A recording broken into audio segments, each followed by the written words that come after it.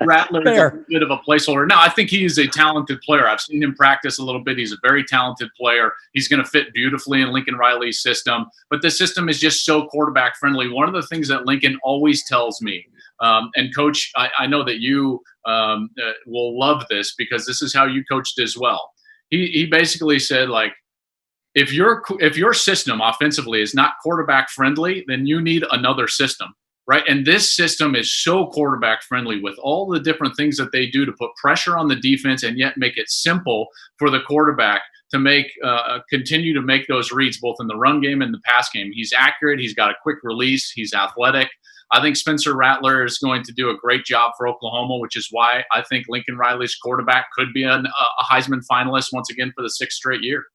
I was just tracking his Heisman odds. They continue to improve in his favor. Our Heisman winning QB. What do you think about Rattler? Yeah, the same with Joel said, and you just combine that with an experienced offensive line coming back. You got Kennedy Brooks, a really good running back. CD Lamb leaves, but Charleston Rambo, kind of the next in line, takes over on the outside. But yeah, when you look at this, you just think of, we look at Baker, Kyler Murray, and even Jalen Hurts last year. Some of the greatest statistical seasons we've seen from a quarterback. He had 2 Heisman Trophy winners, 2 #1 draft picks. And I just love what Lincoln Riley does. And Joel said it, this is a guy who maximizes the potential and ability and the skill set of each quarterback that he has. And that's what we see on the football field. So there's no doubt in my mind that Spencer Rattler is not only a breakout player, but also a potential Heisman candidate as well. Matt, with 4 quarterbacks on his list, and at number 5, yeah, buddy, Trojan. People are sleeping on Brew McCoy. I'm telling you, sat out last year, #1 player in America a couple of years ago. I'm fired up to yell his name when he puts a 50 burger up on somebody. All right, let's talk about running backs right now, Coach. Let's go down to Athens and Zamir White. Again, the history with the ACL injuries, but a vacancy at that running back spot now for the Bulldogs. Yeah, I knew Zamir up close and personal. We recruited him, and when he came out of high school, man, he was legit. His lateral speed wasn't great; it was very good, but his straight line speed and his power. He's a big, strong back, and Georgia has a great history of offensive linemen and running the ball. And so I just every year, it's almost like you said, Lincoln Riley quarterback, Georgia tailbacks usually up in there. They've had a great history of tailbacks. He's the next great one, I think, to come out of Georgia. So some concern, though, Coach. It sounds like the Bulldogs might go a little more spread this year, you were telling us.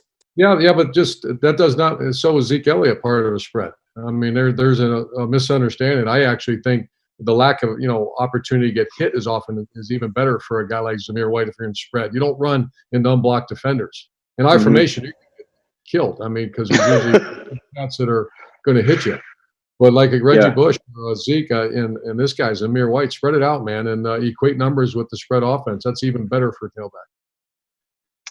Yeah, and Coach, or Joel, you spoke about Oklahoma being a quarterback-friendly system, or Georgia is a running back-friendly system. You think about the lead back in Georgia over the last 8 years, the lead back from Georgia has averaged 1,200 rushing yards and 11 touchdowns. Right. And so just by sheer volume, Zamir White is going to get the football. He's going to be the lead back. He's not going to have to play behind some of those other backs like DeAndre Swift, who just went to the NFL, who's actually one of my favorites to watch. But just by sheer volume, he's going to get the ball. He's going to get it a lot because Georgia loves to run the football a lot. And I agree with Coach. I hated running the football in I formation. I loved when they spread everybody out because that means there was only about 4 or 5 guys in the middle that I had to deal with. And I have 5 linemen to block those 5 guys. And all I had to do was get to the safety. Coach Rob. Because you had a really slow quarterback in college.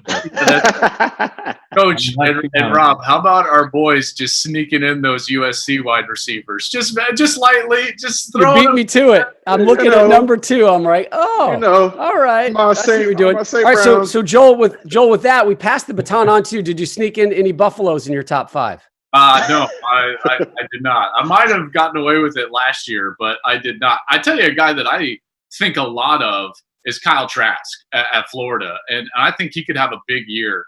But Florida is right on that precipice, guys, of being a playoff team, right? And I think this might be a year where they could pull that off. Dan Mullen is a phenomenal coach. He's a great quarterback coach. going all the way back to when he was the offensive coordinator for our guy, Urban Meyer. And Trask is that guy. He's 67% completions. He had a great touchdown interception ratio, and then he finished strong. 3 of his last 4, I think maybe even 4 of his last 5, he threw for 300 yards. So he's got that momentum going into this season with a great team around him. They were 11-2 last year. Watch out for Kyle Trask. I think he could do something. And Maddie, you say watch out for Bo Nix. Why? Yeah, I like Bo Nix, and you brought it up to Coach just a little while ago. What we saw from him week 1 against Oregon in that type of environment, kind of welcome to college football. And I think he picked up a first down on 4th down with his legs late in the game, and then he throws his touchdown pass to win. You just saw the fire and the spirit that Coach always talks about. You just want that guy in the huddle with you. You want that to be your leader. Now, you look at the numbers, and he did struggle against the top teams in his conference, and he's a true freshman. That was going to happen. But I think year 1 to year 2, and Joel can attest to this, that's a big jump as a quarterback. When you just start to that repetition, and those games are so meaningful. Even without an off season, I still expect Bo Nix to take that leap and become more of a leader of this football team and a better player with completion percentage and not turning the ball over as much. But that kid he's got that fire you can see, and that's what I love. Hey, thanks for watching. If you enjoy that clip, make sure you click subscribe somewhere down here. From game highlights to exclusive interviews and rankings, we've got everything you need as a college football fan right here, College Football on Fox.